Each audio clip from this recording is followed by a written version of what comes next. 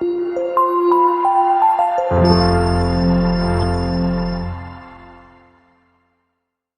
Guys थोड़ा सा यहाँ पर जान लेते हैं कि वायुमंडल क्या होता है, उसके बारे में थोड़ा सा यहाँ पर परिचय दे देते हैं, थोड़ा पता भी होना चाहिए। देखिए सबसे पहले यहाँ पर दे रखा है कि पृथ्वी के चारों तरफ व्याप्त गैसीय आवरण को वायुमंडल कहते हैं। किसे? जो पृथ्वी के चारों तरफ जो गैस का जो आवरण है, पृथ्वी के ऑलराउंड जो गैस का आवरण होता है वही हमारा वायुमंडल कहलाता है। बहुत सिंपल है। और वायुमंडल में विभिन्न प्रकार की गैसें उपस्थित होती हैं जिनका विवरण हम निम्न प्रकार करते हैं। देखो वायुमंडल है भाई, वायुमंडल में डिफरेंट टाइप की यहाँ पर गैसेज होती हैं और उनका जो वॉल्यूम होता है, आयतन होता है, वह डिफरेंट टाइप का होता है। यहाँ पर कुछ क्वेश्चंस पूछे भी जाते हैं कि भाई वायुमंडल में सर्वाधिक पाई जाने वाली गैस कौन सी होती है, या वायुमंडल में सबसे निम्नतम मात्रा में कौन सी गैस पाई जाती है। तो चलिए अब देखते हैं कि कितनी मात्रा में कौन सी गैस यहाँ पर पाई जाती है। तो एक तरफ हमने लिख रखा है गैस और दूसरी साइड लिख रखा है कि परसेंटेज में उसका आयतन, कि कितनी मात्रा में कौन सी गैस यहाँ पर पाई जाती है। तो देखिए सबसे पहले और सबसे अधिक मात्रा में जो हमारी वायुमंडल में गैस प्रेजेंट होती है वह होती है आपकी नाइट्रोजन। नाइट्रोजन जो होती है हमारी वायुमंडल में सबसे अधिक मात्रा में पाई जाने वाली गैस होती है। भाई याद रखना है, नाइट्रोजन वायुमंडल में सबसे अधिक पाई जाने वाली गैस होती है और इसका परसेंटेज में आयतन जो होता है वह होता है 78.08%, अर्थात 78.08% यहाँ पर जो होता है नाइट्रोजन का आयतन होता है। इतनी परसेंट हमारी, कहने का मतलब है यदि 100 है तो 100 में से 78.08% ये हमारी नाइट्रोजन पाई जाती है वायुमंडल में। दूसरे नंबर पर आती है भाई आपकी ऑक्सीजन। भाई ऑक्सीजन कुछ लोग यहाँ पर गलत करके आते हैं, कहते हैं कि भाई हमें ऑक्सीजन की आवश्यकता सबसे अधिक होती है, इस वजह से हमारे वायुमंडल में सर्वाधिक जो गैस पाई जाती है ऑक्सीजन पाई जाती है। लेकिन ये प्रश्न आपका यहाँ पर गलत हो जाता है। देखिए सबसे अधिक जो होती है आपकी नाइट्रोजन पाई जाती है, दूसरे नंबर पर आती है आपकी ऑक्सीजन। तो ऑक्सीजन की जो परसेंटेज है यहाँ पर वह है आपकी 20.92%। यहाँ पर ये हमारी ऑक्सीजन गैस पाई जाती है। देखिए सारे याद नहीं करने हैं यहाँ पर, सबसे पहले नाइट्रोजन ध्यान रखना है, दूसरा ऑक्सीजन, बाकी तो इसकी मात्रा ऐसी दे रखी है। और सबसे लास्ट वाला याद रखना है कि भाई सबसे कम मात्रा में कौन सी गैस पाई जाती है। ठीक है, इसके बाद में देखिए आता है ऑर्गन। एक बार देख लीजिएगा फिर भी क्या जा रहा है। ऑर्गन हमारी 0.93% पाई जाती है वायुमंडल में। टोटल 100% में से 0.93% पाई जाती है आपकी ऑर्गन। ठीक, इसके बाद में आता है कार्बन डाइऑक्साइड। तो कार्बन डाइऑक्साइड की मात्रा मात्र 0.03% है हमारे वायुमंडल में। कितनी है? 0.03%। इसके बाद में आता है गाइज नियॉन। तो नियॉन की जो मात्रा है वह 0.0018% है। मात्र 0.0018% नियॉन पाई जाती है हमारे वायुमंडल में। ठीक है भाई, अब इसके बाद में नेक्स्ट आती है आपकी यहाँ पर हीलियम। तो भाई हीलियम को देखो यहाँ पर मात्र 0.005% आपकी हीलियम गैस पाई जाती है 100% में से, मात्र 0.0005%। नेक्स्ट है इसके बाद में ओजोन। देखिए ओजोन गैस की मात्रा मात्र हमारी पाई जाती है 0.0006%, मतलब 4 टाइम्स 0 है, उसके बाद में 6% आपकी ओजोन गैस पाई जाती है। और जो सबसे कम मात्रा में पाई जाती है हमारे वायुमंडल में गैस वह है हाइड्रोजन। कौन सी भाई? हाइड्रोजन गैस हमारी वायुमंडल में सबसे कम मात्रा में पाई जाती है। तो वो कितनी है? 0.00005%, मात्र 0.00005% पाई जाती है। देखिए सबसे अधिक गैस पाई जाने वाली कौन सी होती है हमारे वायुमंडल में? पाई जाती है नाइट्रोजन। दूसरी है सबसे कम मात्रा में पाई जाने वाली होती है आपकी कौन सी है? वह होती है आपकी हाइड्रोजन। लेकिन यहाँ पर ऑक्सीजन की परसेंटेज आपको मोस्टली याद रखनी है, ऑक्सीजन और नाइट्रोजन, और लास्ट है आपका हाइड्रोजन 78.08%, और इसका है ऑक्सीजन का 20.92%, अर्थात 20.92%, और बाकी आपका लास्ट में है यहाँ पर हाइड्रोजन। हाइड्रोजन की है 0.0005%। तो ठीक है भाई, ये सारे पॉइंट्स आपके क्लियर हो गए। अब गाइस आ जाते हैं इसके बहुत अधिक महत्वपूर्ण पार्ट के बारे में। यहाँ पर देखिए, यहाँ पर अगला टॉपिक है वायुमंडल की संरचना। वायुमंडल की जो लेयर होती हैं, जो परत होती हैं, उनका विवरण बहुत अच्छे तरीके से आपको करना है, क्योंकि भाई इससे मोस्टली 1-2 प्रश्न आते ही आते हैं कि भाई कौन सी, कभी कभी लेयर पूछ लेता है, उसका सिस्टम पूछ लेता है कि सीरीज़ किस तरीके से है, कभी कभार उसकी विशेषता भी पूछ लेता है। तो देखिए वायुमंडल की 5 परतें हैं। कितनी परतें हैं? हमारे वायुमंडल को 5 परतों में बांटा गया है, जो निम्न प्रकार हैं। देखिए सबसे पहले आती है आपकी यहाँ पर दे रखी है क्षोभ मंडल। देखिए क्षोभ मंडल सबसे पहले आती है। गाइस मैं इसे जो है ट्रिक से याद करा दूंगा, लेकिन पहले आप इसी ऐसे ही देख लीजिएगा। देखिए सबसे पहले आता है आपका क्षोभ मंडल। तो क्षोभ मंडल की भाई यहाँ पर सबसे पहले बात कर लेते हैं रेंज की। तो रेंज भाई इसकी कितनी है? 8 से 18 किलोमीटर। मतलब हमारा जो धरातल होता है, नीचे हम यहाँ पर हैं तो यहाँ से जो 8 से 18 किलोमीटर की रेंज होती है यहाँ पर जाकर ये क्षोभ मंडल बनता है। तो भाई यह हमारा यहाँ पर इसकी जो रेंज है 8 से 18 किलोमीटर, यहाँ पर ये हमारा क्षोभ मंडल बनता है। तो इस तरीके से आपको यहाँ पर कैलकुलेट करना है। 8 से 18 किलोमीटर के अंतर्गत आता है हमारा क्षोभ मंडल। देखिए यहाँ पर आप बस ऐसे ही एक बार याद कर लीजिएगा इसके सारे पॉइंट्स। इसके बाद में नीचे आपको ट्रिक मैंने मेंशन कर रखी है जहाँ पर बहुत अच्छे से आपको याद हो जाएगा। पहले ऐसे एक बार इसे समझ लीजिएगा। देखिए सबसे पहली परत आती है, क्योंकि इसकी जो रेंज होती है हमारी नीचे से 8 से 18 किलोमीटर होती है, तो ये हमारी वायुमंडल की सबसे पहली और सबसे निचली परत होती है। देखिए ऐसा नहीं है कि पहली परत यहाँ पर है, ठीक, पहली परत यहाँ पर दे रखी है, दूसरी परत आपकी यहाँ पर होगी, तीसरी यहाँ पर होगी, चौथी यहाँ पर और 5वीं यहाँ पर होगी आपकी। टोटल 5 पड़ते हैं। तो गाइस आप काउंटिंग जो करेंगे नीचे से करेंगे, क्योंकि आप जो रह रहे हैं यहाँ पे रह रहे हैं नीचे, तो यहाँ से यहाँ पे पहली, यहाँ पर दूसरी, यहाँ तीसरी, फिर चौथी, 5वीं, इस तरीके से आपको काउंटिंग करनी है। ऐसा नहीं कि पहली ये हो गई, दूसरी ये हो गई, तीसरी, इस टाइप से गलत हो जाएगा, ऐसे नहीं होता है। ये जो हम वायुमंडल की परत को काउंटिंग करते हैं वो नीचे से करते हैं, क्योंकि हम लोग जो रह रहे हैं नीचे रह रहे हैं ना, यदि ऊपर आसमान की तरफ, स्पेस की तरफ जो जाते हैं तो वो ऐसे ही जाएंगे, तो इसकी काउंटिंग भी ऐसे करके ही होगी। ठीक है भाई, तो ये चीज़ आपको ध्यान में रखनी है। बहुत से लोग इस चीज़ को लेकर बहुत दुविधा में होते हैं, तो ये एक्सप्लेन करते हैं भाई। अब देखो यहाँ पर सबसे पहले इसकी विशेषताएं दे रखी हैं। देखो सबसे पहला पॉइंट आपका यहाँ पर दे रखा है कि यह वायुमंडल की सबसे निचली परत है। मैंने पहले ही बता दिया था, क्योंकि ये स्पेस से 8 से 18 किलोमीटर की इसकी रेंज होती है, तो सबसे पहली परत यही होती है, यह वायुमंडल की सबसे निचली परत होती है।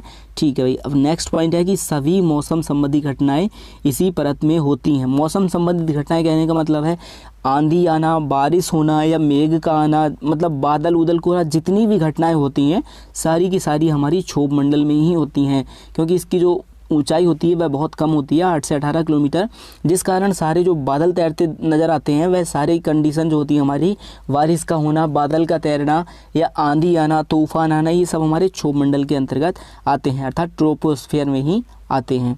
नेक्स्ट आता है, इसमें वही पॉइंट दे रखा है कि इस परत में ऊंचाई के साथ तापमान में गिरावट होती है। कहने का मतलब है इस परत में यदि हम नीचे से ऊपर जा रहे हैं, ठीक, नीचे से जब ऊपर जा रहे हैं तो उसमें तापमान मतलब टेम्परेचर जो होता है उसमें गिरावट होती है। इसमें जितनी ऊपर जाओगे थोड़ी सी आपको ठंडक का महसूस होने लगेगी, इसमें जितनी ऊपर जाओगे उतना आपको टेम्परेचर पता चलेगा यहाँ पर स्लो होता जा रहा है। तो यह इस परत की एक विशेषता है। ठीक है भाई, इसके बाद में नेक्स्ट पॉइंट है यहाँ पर कि धरातल से इसकी ऊंचाई 8 किलोमीटर होती है। इसकी जो धरातल से ऊंचाई होती है 8 किलोमीटर होती है ओनली। लेकिन इसके बाद में यदि विषुवत रेखा पर आप चले जाएं तो वहाँ पर इसकी जो रेंज होती है 18 किलोमीटर की होती है।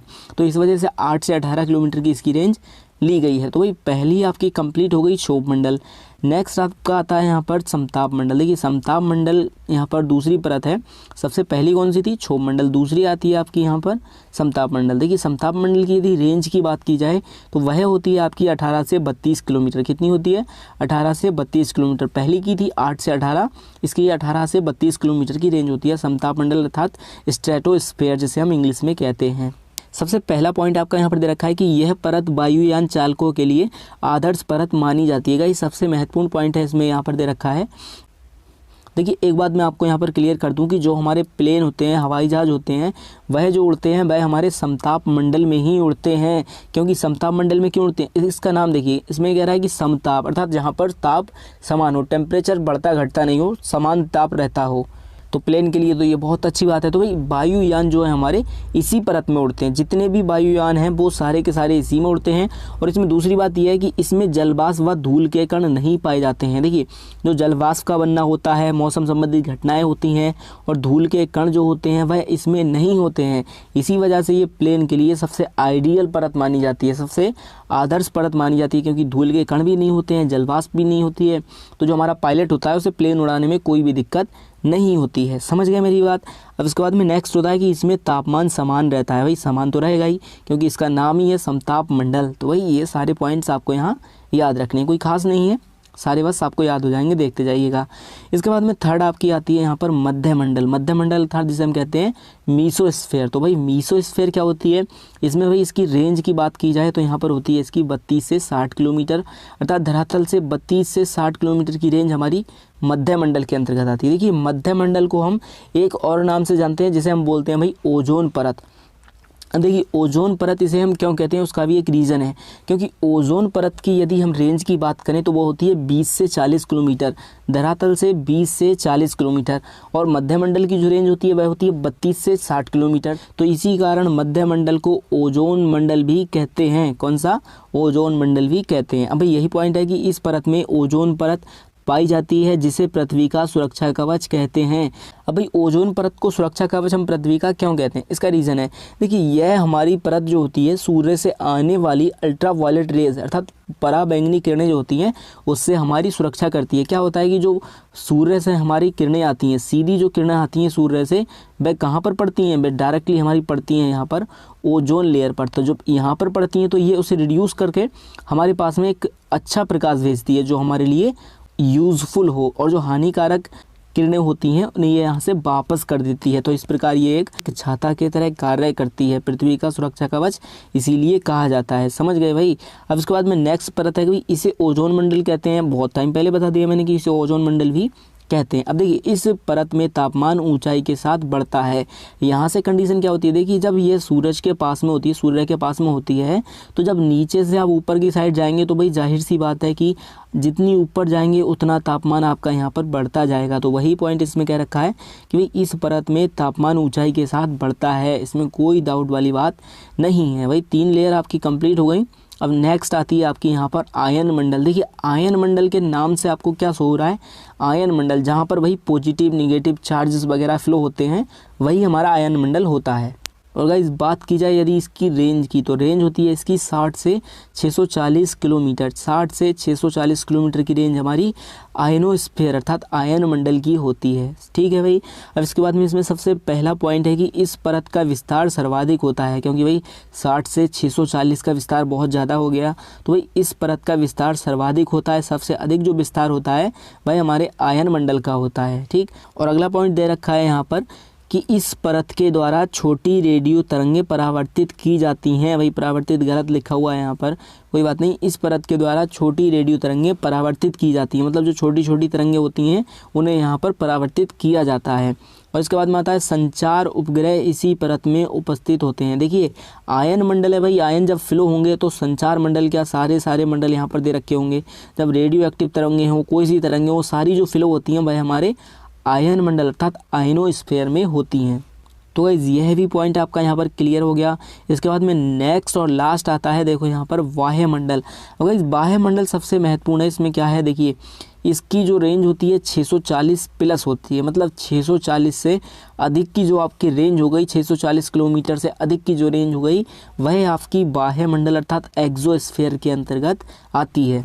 अब देखिए ये इसका पहला पॉइंट है कि यह सबसे ऊपरी परत है। ऊपरी परत क्यों है, ये 5वीं लेयर है भाई, 5वीं ये, चौथी ये, तीसरी ये, दूसरी ये, पहली ये, और हमारा धरातल होता है यहाँ पर। अब देखिए धरातल अब हमारा यहाँ पर है, तो भाई यहाँ से जब आप काउंटिंग करेंगे तो ऊपर कोई तो करेंगे, ये पहली, ये दूसरी, ये तीसरी, ये चौथी, ये 5वीं, तो इसी तरीके से तो काउंटिंग करेंगे। तो अब देखिए यह सबसे ऊपरी परत है, सबसे ऊपर आ गई, और यह हमारी सबसे निचली परत होती है। जो क्षोभ मंडल होती है वह आपकी सबसे निचली परत होती है, और यह सबसे ऊपरी परत होती है। ये 2 पॉइंट्स आपको याद रखने हैं। ठीक है भाई। अब उसके बाद आता है कि इसकी कोई ऊपरी सीमा निर्धारित नहीं होती है। क्यों नहीं होती, अब भाई 640 के बाद में जितना भी एरिया आता है वह आपका बाह्य मंडल अर्थात एक्सोस्फीयर का आता है, क्योंकि किसी ने मीज़र तो किया नहीं है भाई, तो ये जितनी भी इसकी रेंज रह गई वह सब बाह्य मंडल के अंतर्गत आती है। इसीलिए ये कह रहा है कि इसकी कोई ऊपरी सीमा निर्धारित नहीं है। ऊपर कितनी इसकी सीमा है कोई निर्धारित नहीं की गई है। और सबसे महत्वपूर्ण इसमें पॉइंट है कि भाई इस परत में हाइड्रोजन व हीलियम गैसों की प्रधानता होती है। गाइस बहुत महत्वपूर्ण टॉपिक है यहाँ पर, ये पॉइंट बहुत अच्छा दे रखा है। एग्जाम्स में पूछा जाता है कि हाइड्रोजन व हीलियम गैस की प्रधानता कौन सी परत में पाई जाती है, तो वह है आपकी वायुमंडल अर्थात जिसे हम एक्सोस्फीयर कहते हैं। अब देखिए यहाँ पर मैंने ट्रिक मेंशन की थी, मैंने जैसे आपको बताया था कि 5 परत को सबसे पहले क्रम में किस तरीके से याद रखें वो बताते हैं, फिर इसके बाद में इसकी विशेषताएं याद कराते हैं। देखिए सबसे पहले इसकी जो हम बात कर लेते हैं 5 परतों को क्रम में याद रखने की ट्रिक। देखिए कैसे है, देखिए यहाँ पर छोटा सा एक वाक्य है कि छोड़ सबको मैं आया बाहर। अब भाई ये 2-3 बार रिपीट कीजिएगा कि छोड़ सबको मैं आया बाहर, छोड़ सबको मैं आया बाहर।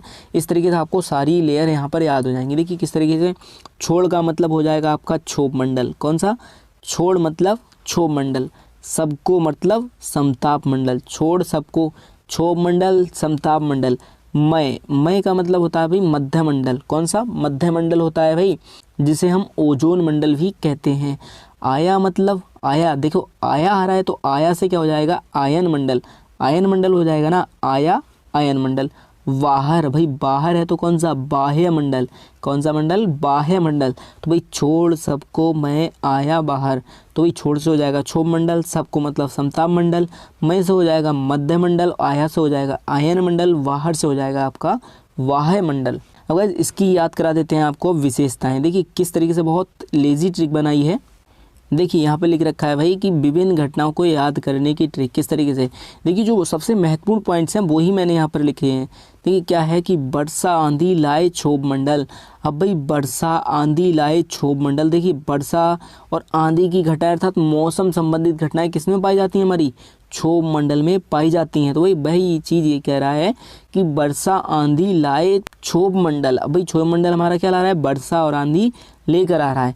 अब नेक्स्ट पॉइंट है यहाँ पर कि समताप उड़ाए वायुयान। अब भाई ये क्या कह रहा है कि समताप उड़ाए वायुयान, अर्थात समताप मंडल की जो हमारी परत है वायुयान उड़ाने के लिए सबसे आदर्श परत मानी जाती है। जो मुख्य पॉइंट हैं वो ही लिए हैं। इसके बाद में नेक्स्ट आती है आपकी ओजोन करे हमारी रक्षा। अब भाई जो ओजोन परत होती है वह हमारी रक्षा करती है और CFC का यहाँ पर सत्यानाश कर देती है। जो हमारी ओजोन परत होती है, ओजोन परत भाई मध्य मंडल वही होता है हमारा, सेम दोनों चीज़ होती हैं। इसके बाद में नेक्स्ट आता है यहाँ पर आपका कि हा ही करे बाह्य मंडल। इसका मतलब क्या हुआ भाई कि हा ही करे बाह्य मंडल। देखिए हा से क्या होता है आपका हाइड्रोजन, ही से क्या होता है भाई हीलियम। तो हा का मतलब हाइड्रोजन, ही का मतलब हीलियम, करे बाह्य मंडल, हा ही करे बाह्य मंडल। मतलब इसके कहने का मतलब ये है कि हमारे बाह्य मंडल में हाइड्रोजन गैस व हीलियम गैस की प्रधानता होती है। वही चीज़ ये शॉर्ट में यहाँ पर बताना चाह रहे हैं। तो उम्मीद करता हूँ सारे के सारे टॉपिक गाइज आपको समझ में आ गए होंगे। और गाइज आप यदि इसका PDF डाउनलोड करना चाहते हैं तो जुड़ जाएं हमारे टेलीग्राम ग्रुप से, जिसका लिंक मिल जाएगा आपको डिस्क्रिप्शन में। तो आज की वीडियो में बस इतना ही था। मिलते हैं अपनी अगली वीडियो में, तब तक के लिए टेक केयर, बाय बाय, जय हिंद जय भारत।